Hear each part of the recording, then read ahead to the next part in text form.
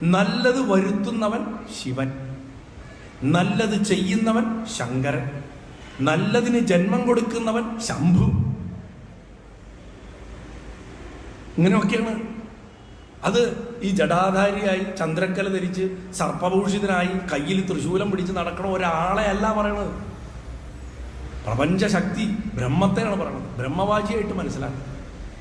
നമ്മുടെ സ്തോത്രങ്ങൾ വ്യാഖ്യാനിക്കുമ്പോൾ നമുക്ക് വരുന്ന ഏറ്റവും വലിയ അപകടം, ഗീത വ്യാഖ്യാനിക്കുമ്പോൾ കാണുന്ന ഏറ്റവും വലിയ അപകടം തന്നെയാണ്. ഗീതയിലെ എല്ലാ സ്ഥലത്തും ഭഗവാൻ ഞാൻ ഞാൻ ഞാൻ എന്ന് പറയുമ്പോൾ നമ്മൾക്കിത് പഠിപ്പിച്ചു തരണം എന്താ? ഈ ദേവകി പ്രസവിച്ച ഓടക്കുള്ളിൽ പിടിച്ച് നിൽക്കണ, കയ്യിൽ ചമ്മട്ടി പിടിച്ച് ശംഖ് പിടിച്ച് നിൽക്കണ ആ ശരീരം തന്നെ ഞാൻ എന്ന് പറയണമെന്നാണ്. എങ്ങനെ അങ്ങനെ ഗീത പഠിക്കണോ അന്ന് അവിടെ നശിച്ചു. ആ ശരീരം നശിച്ചു പോയടോ. അത് അസ്ത്രം കൊണ്ട് എന്നോ ഈ പ്രപഞ്ചത്തിൽ വിലയം പ്രാപിച്ചു കഴിഞ്ഞു. അത് നീ ഭൂമിയിലില്ല. ആ മഹാത്മാവ് അവിടെ പറഞ്ഞത് ഞാൻ ഞാൻ ഞാൻ എന്ന് പറഞ്ഞത് ബ്രഹ്മത്തെയാണ്, പരമാത്മാവിന്റെ ഭാവത്തിലാണ് അത് അർജുനനോട് അവിടെ പറയണത്.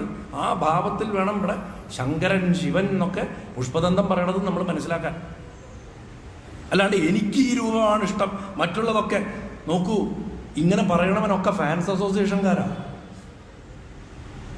നമ്മുടെ നാട്ടിൽ ഇന്ന് ഭക്തവേഷം കെട്ടി നടക്കണ 99% പേര് ഞാനടക്കം ഫാൻസാണ്.